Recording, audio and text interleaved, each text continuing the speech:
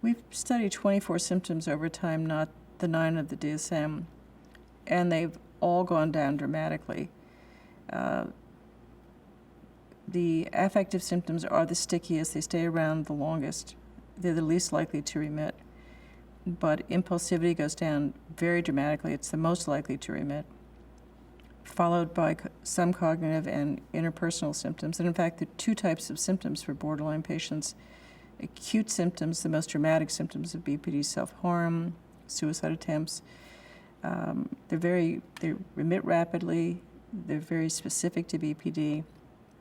And they lead to expensive forms of treatment like inpatient stays, ER visits, residential care. And then the temperamental symptoms of BPD, things like being very angry, being very distrustful of other people, they tend to be relatively slow to remit.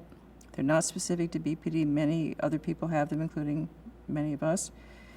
And they're the symptoms that get in the way of psychosocial functioning. And yet none of the manualized forms of treatment aim at them ever. They're all aimed at the acute symptoms, which resolve by themselves rapidly. And none of the treatments are aimed at the symptoms that are the most sticky and get in the way of people the most, which I think is interesting and really unfortunate. Yeah, so I mean, is that because, is there a treatment that you think could do it, could hit that? We're in the process of trying to come up with one. But it's going to be hard because it basically says you can't change someone's temperament, but you can teach them ways to get around it.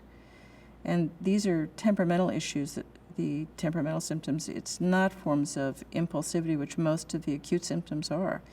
And they're not life-threatening. You can have a very dutiful patient who's not in the hospital, hasn't been in the hospital for years, but they're not moving forward because they're very dependent, and also they're very anxious, and they're used to avoiding anxiety, so they've learned to back up when they're nervous. They make very good patients. They just don't move forward in their own lives in the way that they themselves would like.